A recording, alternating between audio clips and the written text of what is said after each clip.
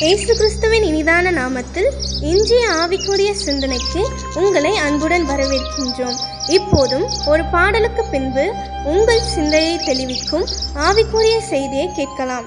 கர்த்தரின் கை குறுகவில்லை, கர்த்தரின் வாக்கு மாறிடாதே. கர்த்தரின் கை குறுகவில்லை, கர்த்தரின் வாக்கு மாறிடாதே. சுத்தர்களாய் மாறிடவே சுதன் அருள் புரிந்தனரே. சுத்தர்களாய் மாறிடவே சுதன் அருள் புரிந்தனரே.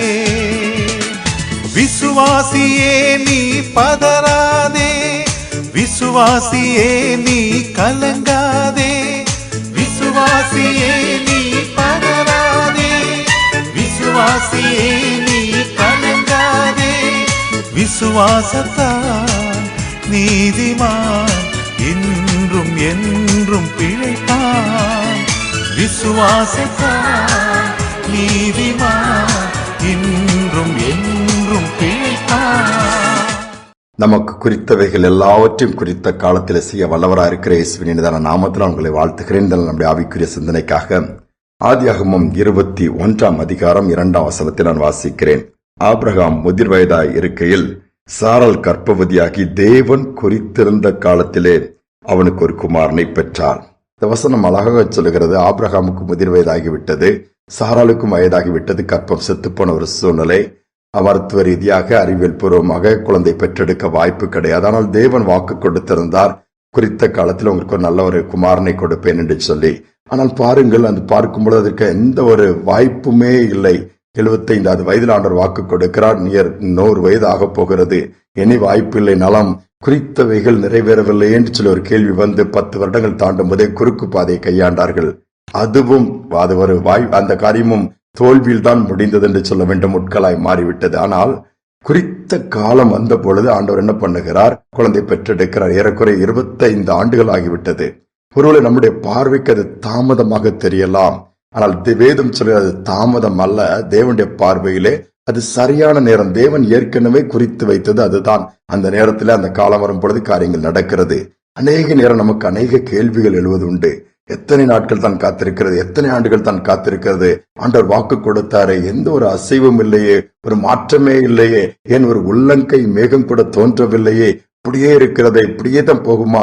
நம்பிக்கை இழந்து நீங்க போயிருக்கலாம். அநேக காரியங்கள் மறந்து கூட நீங்கள் போய்விடலாம். இனி நடக்காது என்று சொல்லி வேறு வழியில் சரி வேறு காரியத்தை பார்க்கலாம் அல்லது வேறு வேலையை பார்க்கலாம் என்று சொல்லி கூட நீங்கள் காரியங்களை மாற்றி இருக்கலாம்.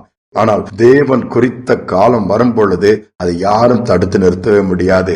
அந்த நேரத்திலே பாருங்களாம், வயதானாலும் சரி, எப்படிப்பட்ட சூழ்நிலை சாதகமா இருக்குதோ சாதகமாக இல்லையோ, குறித்த நேரம் வரும் பொழுது காரியங்கள் நடக்க ஆரம்பித்து விடும், கைகொடி வர ஆரம்பித்து விடும், தோல்விகள் ஜெயமாய் மாறிவிடும், வெறுமையிலும் குறைவில் ஒரு நிறைவை பார்க்க முடியும். அதுதான் இங்க நடக்கிறது. ஏற்ற காலம், குறித்த காலம் என்று ஆண்டவர் வைத்திருக்கிறார். எல்லாவற்றிற்கும் உங்கள் வாழ்க்கையில குறித்த காலம் வரும் பொழுதே நீங்கள் எதிர்பார்த்திருக்கிற அல்லது தேவன் உங்களுக்கு ஏற்படுத்தியிருக்கிற காரியங்கள் நீங்கள் பெற்றுக்கொள்வீர்கள். அந்த குறித்த காலம் வரும் வரை நாம் பொறுமையாகத்தான் இருக்க வேண்டும்.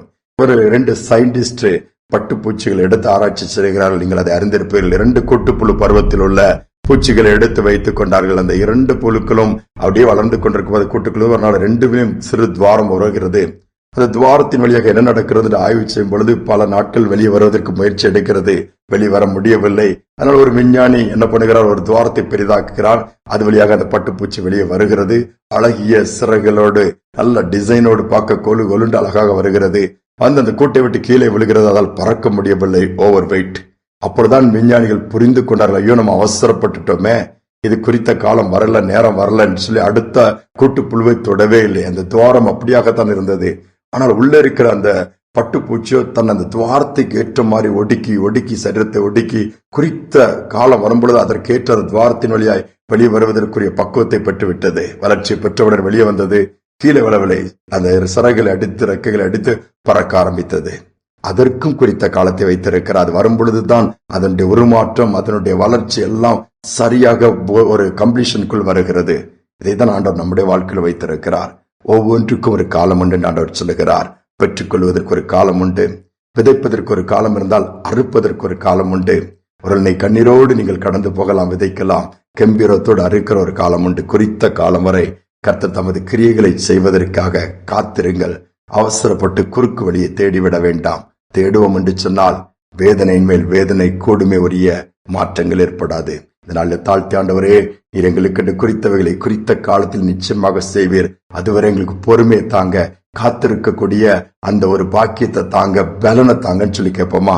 ஜெபிப்போம். அன்பின் தகப்பனே, இந்த நாளிலும் கூட நீர் குறித்தவைகளை குறித்த காலத்திலே செய்கிற தேவன் என்பதை வார்த்தையின் மூலமாய் அறிந்து கொண்டோம். அநேக நேரத்தில் நாங்கள் அவசரப்படுகிறோம், குறுக்கு வழிகளை கையாளுகிறோம், சொன்னது நடக்காவிட்டால் புலம்புகிறோம், பின்வாங்கி போயிருந்து விடுகிறோம், சோர்ந்து போய் விடுகிறோம். அப்படி அல்ல, ஒருவேளை வாழ்க்கையில காரியங்கள் நடக்கலையே, ஆண்டவர் சொன்னது இன்னும் நிறைவேறவில்லையே, எவ்வளவு பிரயாசப்பட்டும் அதற்கு பிரதிபலன் இல்லையே, கண்ணீரோடு தானே நாங்கள் விதைத்தோம், ஆனால் எல்லாம் நஷ்டமாக தான் இருக்கிறது, விண்ணப்பத்திற்கு பதில் வரவில்லை, எல்லா பக்கமும் தடைகள் சொல்லி புலம்பி மாற்றத்தை விரும்பி ஏமாற்றத்தை பெற்றிருக்கிற பிள்ளைகள் இந்த செய்தியை கேட்க நேரிடலாம்ப்பா.